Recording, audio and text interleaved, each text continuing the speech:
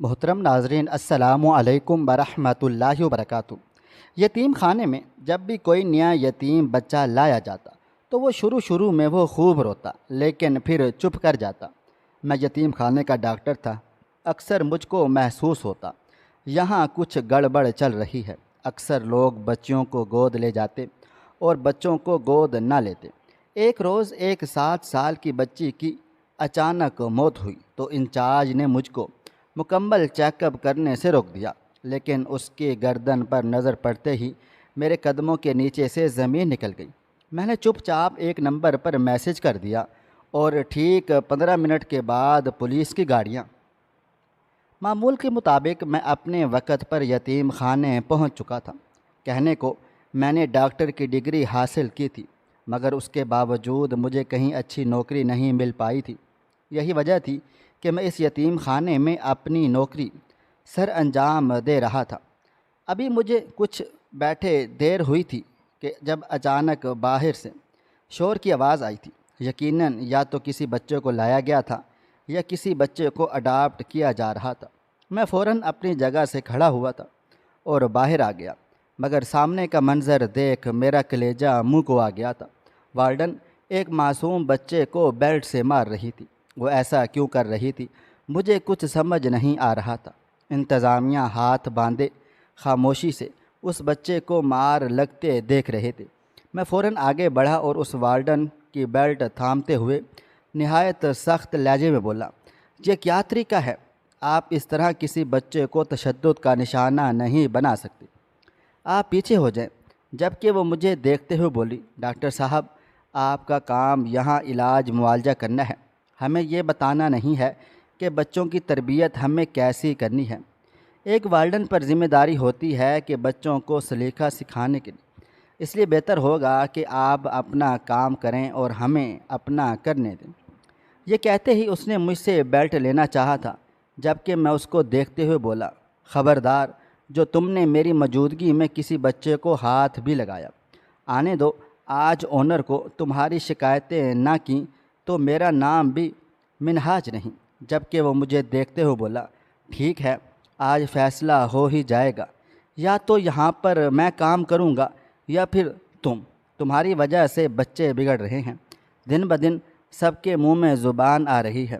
وہ دن دور نہیں جب یہی بچے ہمارے سر پر کھڑے ہو کر شور مچائیں گے اور تم ان کو بڑھاوا دینا۔ یہ کہتے ہی والڈن اپنے کمرے میں چلی گئی، جبکہ میں فوراً اس بچے کی طرف بڑھا تھا۔ وہ بہت بری طرح سے رو رہا تھا۔ اس نے اتنے ظالمانہ انداز میں اسے مارا پیٹا تھا کہ جگہ جگہ نیل پڑ گئے تھے، ہونٹ پھٹ چکا تھا۔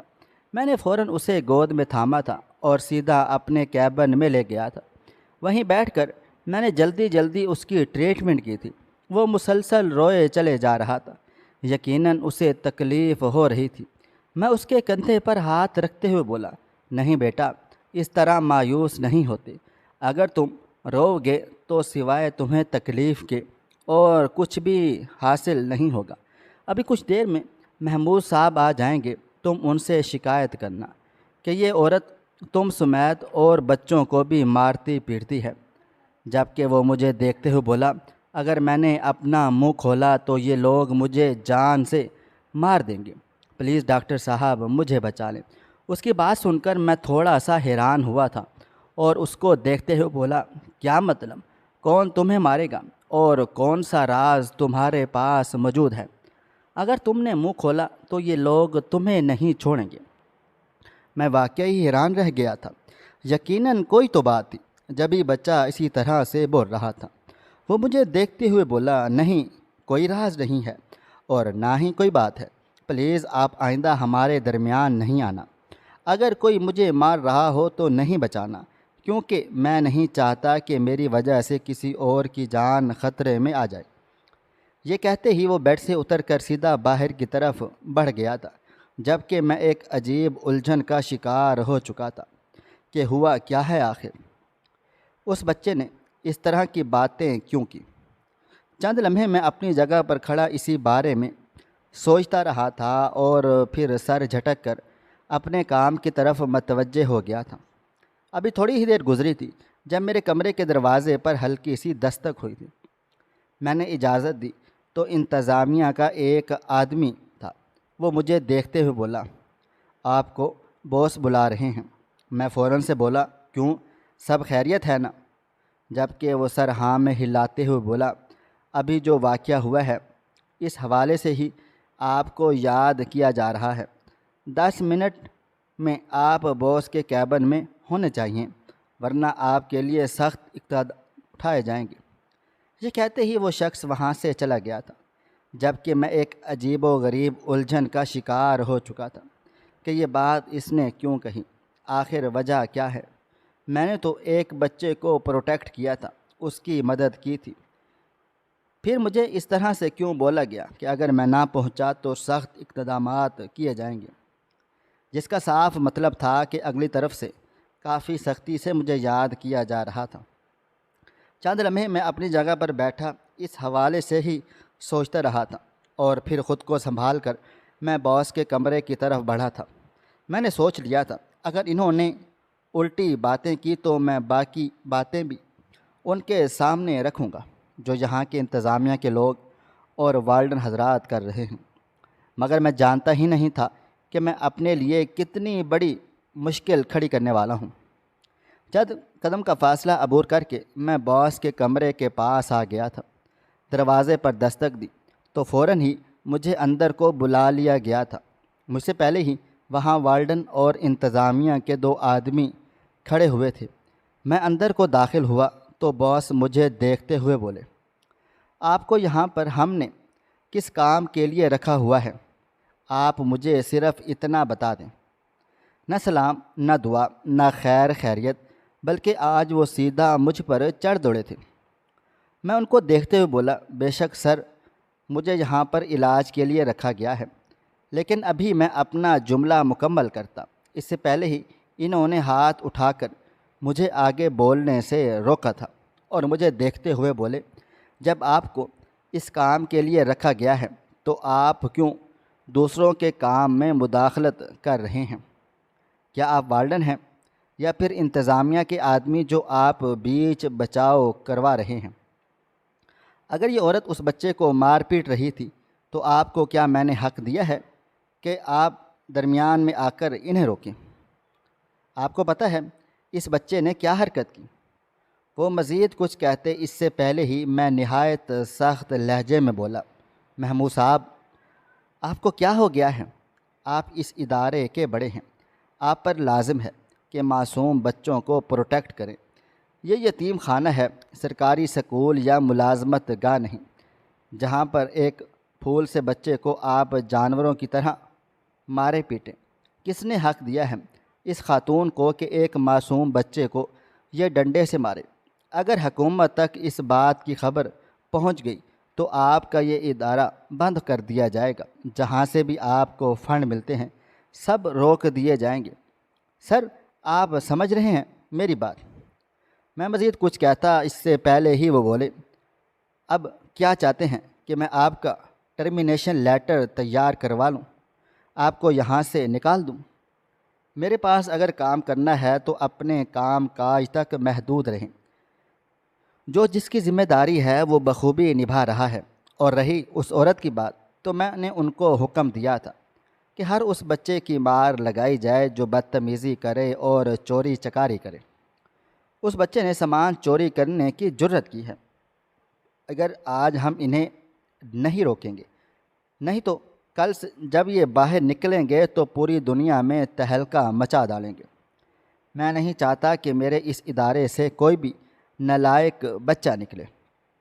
ان کی بات سن کر میں نے افسوس سے سر ہلا دیا تھا اور ان کو دیکھتے ہوئے بولا، بے شک سر، اگر اس نے چوری کی تھی تو آپ اس کو پیار سے سمجھاتے نہ کہ ابھی میں اپنا جملہ مکمل کرتا اس سے پہلے ہی وہ بولے، میں یہاں آپ کے ساتھ کوئی بحث و مباحثہ نہیں کرنا چاہتا، میں صرف اور صرف آپ کو اتنا سمجھا رہا ہوں کہ یتیم خانے کے معاملات سے دور رہیں۔ جہاں آپ کو ملازمت دی گئی ہے اسے نبھائیں، اور اگر نہیں نبھا سکتے تو آپ جا سکتے ہیں۔ یہ کہتے ہی انہوں نے مجھے باہر کی طرف اشارہ کر دیا تھا، جس کا مطلب تھا کہ اب میں جا سکتا ہوں۔ میں نے ایک قہر آلود نگاہ اس عورت پر ڈالی تھی اور خاموشی سے نکل کر اپنے کیبن کی طرف بڑھ گیا تھا۔ میرا دل و دماغ بالکل بھی کام نہیں کر رہا تھا۔ محمود صاحب تو بہت ہی خاص آدمی تھے اور بہت اچھے انسان تھے، ان کا دل بہت ہی نرم تھا، تو آج انہوں نے میرے ایسے ایکشن پر مجھے کیوں سنا دیا؟ یہ بات مجھے بالکل بھی سمجھ میں نہیں آ رہی تھی۔ کافی دیر میں وہیں بیٹھا اس بارے میں سوچتا رہا تھا، اور پھر تھک ہار کر میں نے اپنے گھر کی راہ لی تھی، کیونکہ مزید وہاں بیٹھ کر میرا دماغ ہی خراب ہوتا۔ راستے بھر میرے دل و دماغ میں یہی باتیں چلتی جا رہی تھی کہ اس والڈن نے اس بچے کو مارا کیوں تھا، کیونکہ جہاں تک مجھے معلوم تھا یتیم خانے کے بچے چوری چکاری نہیں کرتے، کیونکہ چوری کرنے کا کوئی فائدہ نہیں، وہ باہر نہیں جا سکتے، انہیں وہیں رہنا ہوتا ہے، تو بھلا چوری چکاری کا کیا فائدہ؟ کچھ تو گڑبڑ تھی، لیکن کیا؟ اس بات کا مجھے علم نہیں تھا۔ اس یتیم خانے میں مجھے آئے ہوئے کچھ ہی روز ہوئے تھے، شاید اس لیے میں یہاں کا نظام بالکل بھی سمجھ نہیں پا رہا تھا۔ مختصر مسافت طے کر کے میں اپنے گھر پہنچ چکا تھا۔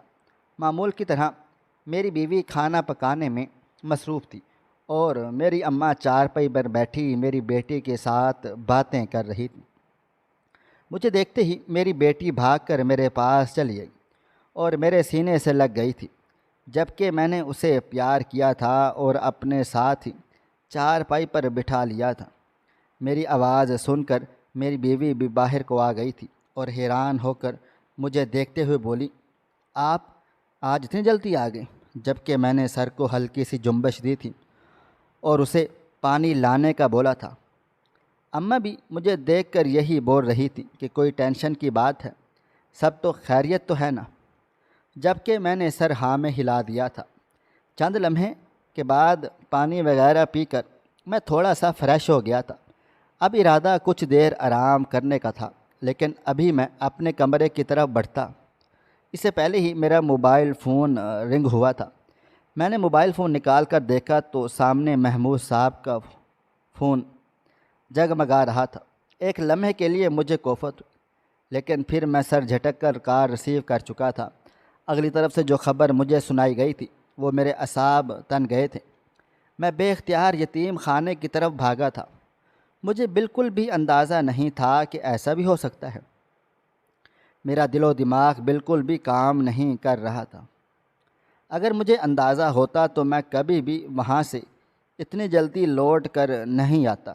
تقریباً کوئی 15 منٹ کا راستہ میں نے 8 منٹ میں عبور کر لیا تھا۔ میں اندر داخل ہوا تو سامنے کا منظر دیکھ میرا کلیجہ منہ کو آ گیا تھا۔ جس بچے کو والڈن بری طرح سے مار پیٹ رہی تھی، اس نے چھت سے چھلانگ لگا کر خودکشی کر لی تھی۔ میں جب یتیم خانے میں داخل ہوا تو اس بچے کے گرد سب گرہ لگائے ہوئے کھڑے تھے۔ میں بے اختیار اس کی طرف دوڑا تھا۔ میں نے فوراً سے اسے گود میں اٹھا کر اس کا چہرہ تھپ تھپا دیا تھا، لیکن دیر بہت ہو چکی تھی، وہ گرتے ہی دم توڑ گیا تھا۔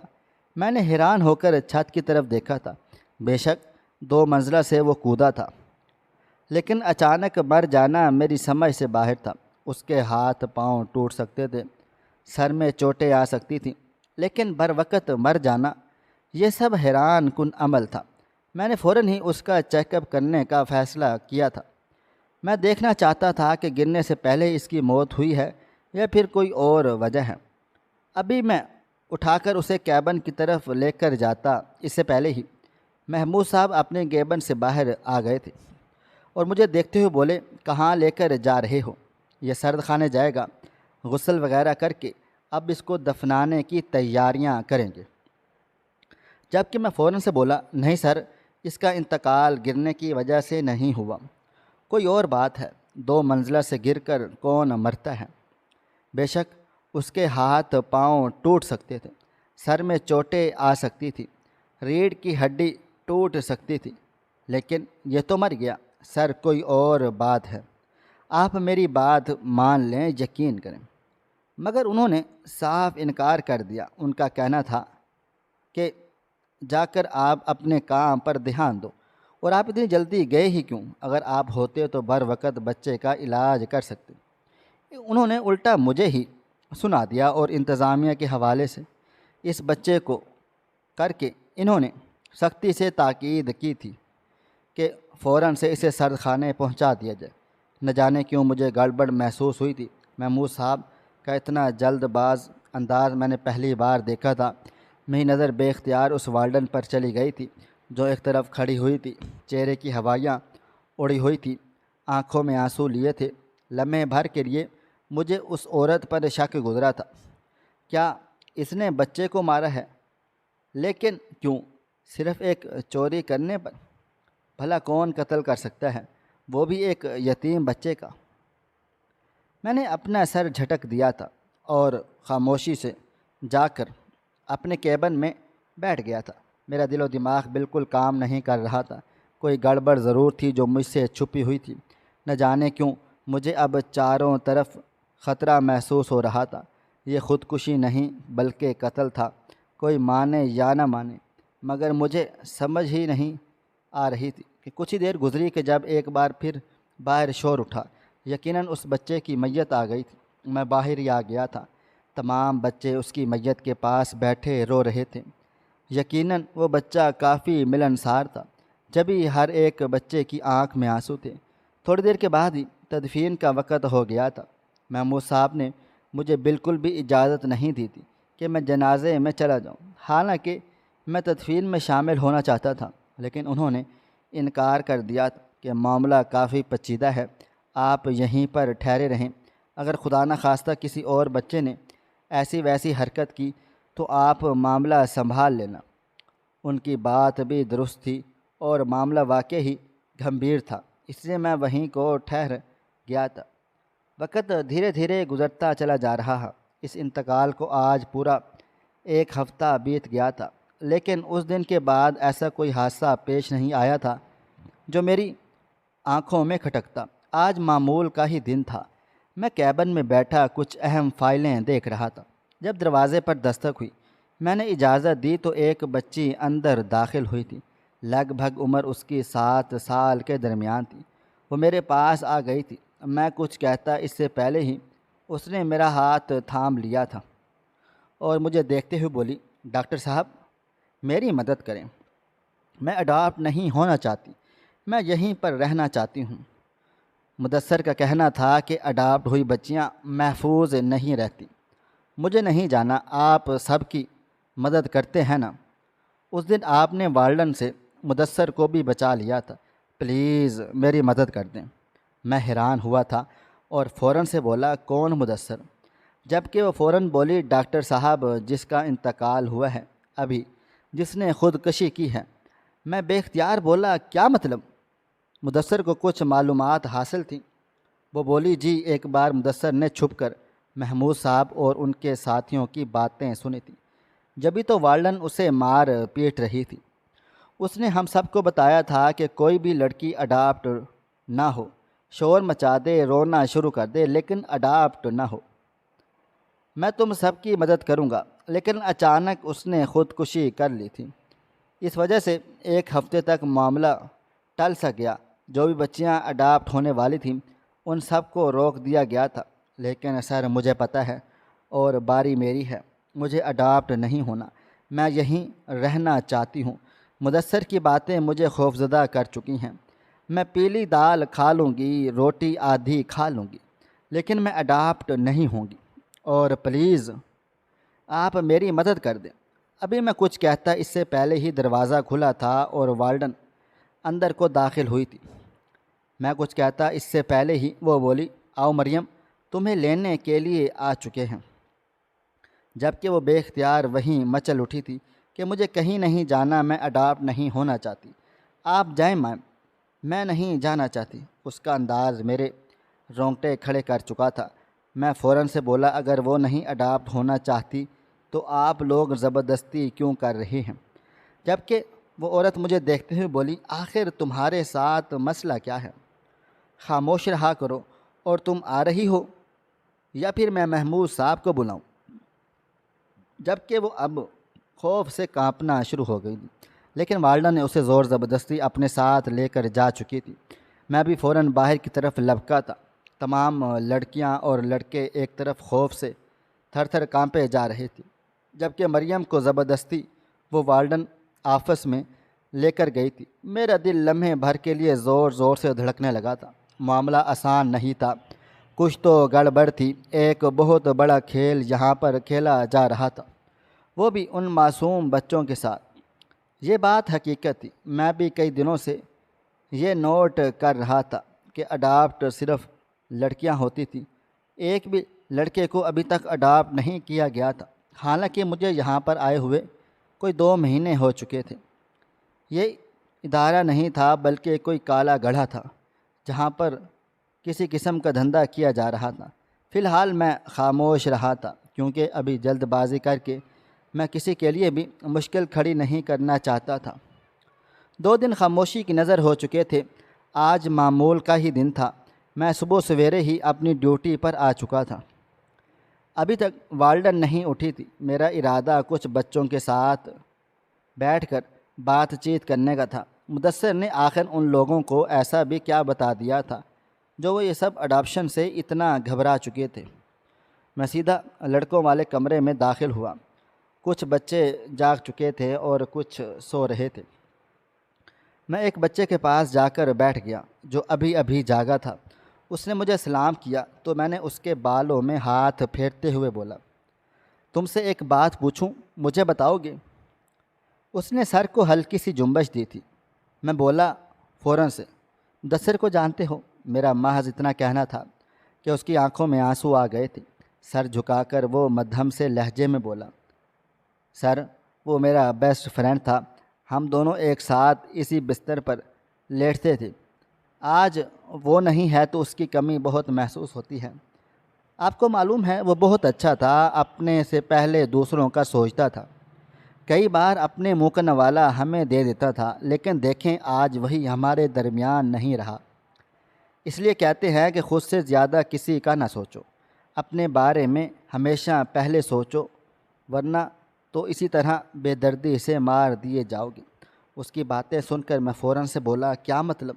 اس نے تو خودکشی کی ہے نا؟ چھت سے چھلانگ لگا کر خود کو ختم کیا ہے۔ میرا محض اتنا کہنا تھا کہ اس نے بے اختیار میری طرف دیکھا تھا اور یکدم بولا، آپ ڈاکٹر ہو، کیا آپ کو پتہ نہیں چلا قتل اور خودکشی میں کتنا فرق ہوتا ہے؟ کیا کبھی کوئی 2 منزلہ سے گر کر مرا ہے؟ میرا دل دھک سے رہ گیا تھا۔ میں فوراً سے بولا، ہاں مجھے اس بات کا اندازہ ضرور ہوا تھا، لیکن یقین مکمل نہیں تھا۔ تم مجھے بتا سکتے ہو کہ اس نے محمود صاحب کے کمرے سے ایسا کیا سنا تھا، وہ جو سب کو اڈاپٹ ہونے کے لیے منع کر رہا تھا؟ کیوں اسے وارڈن نے مارا پیٹا تھا؟ جبکہ وہ مجھے دیکھتے ہوئے بولا، اگر آپ کو میں نے ایک ایک لفظ بتا دیا تو میرے لیے بہت بڑا عذاب کھڑا ہو جائے گا، اور میں نہیں چاہتا کہ میرے لیے کسی بھی قسم کی مشکل پیش آئے، اس لیے میں معذرت خواہ ہوں۔ یہ کہتے ہی وہ اٹھ کر باتھ روم چلا گیا تھا، جبکہ میں اپنی جگہ پر سن بیٹھا رہ گیا تھا۔ یعنی کہ میرا شک صحیح تھا، اس نے خودکشی نہیں کی تھی بلکہ اس کا قتل ہوا تھا، اور قتل کرنے والا کون تھا اس بات کا اب مجھے پتہ ہر حال میں لگانا تھا۔ بے شک میں اپنی جان مشکل میں ڈال رہا تھا۔ اگر مدثر کو قتل کیا جا سکتا ہے تو مجھے ماننا بھی کوئی بڑی بات نہیں ہے، لیکن میں مزید یہ ظلم ہوتا ہوا برداشت نہیں کر سکتا تھا۔ انسانیت کے ناطے ہی مجھے کوئی نہ کوئی قدم اٹھانا ہی تھا۔ میں نے وقت سے پہلے ہی چھٹی لے لی تھی۔ محمود صاحب کو آگاہ کر کے میں گھر کے لیے نکلا تھا، مگر میرا رخ سیدھا میرے دوست کے پولیس اسٹیشن کی طرف تھا۔ میں اس کے ساتھ بیٹھ کر اس معاملے کے بارے میں ڈسکشن کرنا چاہتا تھا، کیا پتہ وہ مجھے کوئی سجھاؤ دے ڈالے۔